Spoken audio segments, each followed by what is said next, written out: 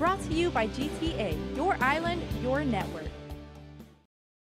Talks over spending in the latest Guam OPA audit conducted on the CLTC. It was the third and final oversight hearing that CLTC Chair Pika Farron called invaluable, allowing them to focus on problematic areas.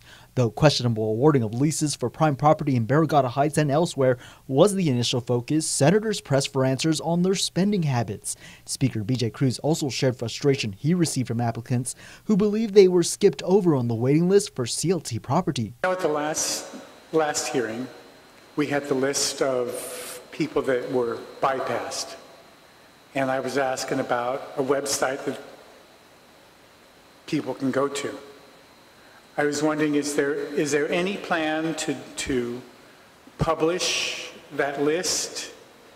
Because I've been receiving texts and messages and phone calls saying, I applied within the first 3 days of the opening.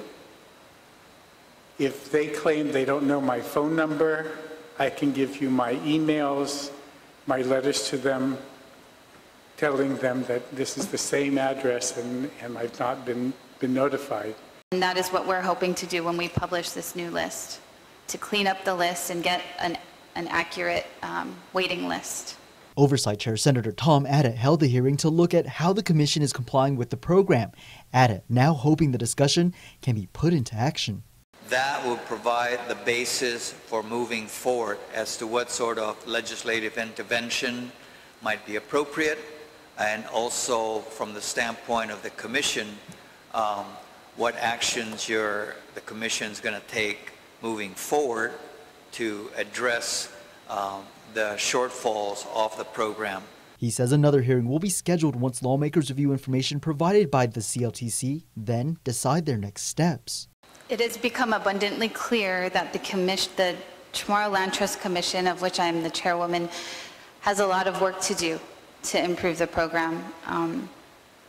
And as I admitted at the beginning of today's hearing, the Commission's management and oversight of our budget is not anywhere near where it should be. And the Commission is committed to become fully engaged in our budget process, making all of the decisions that that the Commission has authority to make. And we're putting together a strategic plan to address each of those issues, and I believe we're heading in the right direction, but I know it will take some time. It's going to take a lot of work on behalf of the staff and the administrative director, but I'm optimistic that we can get to a point where we can answer all of your questions and move forward and get this program back on track. Brought to you by GTA, your island, your network.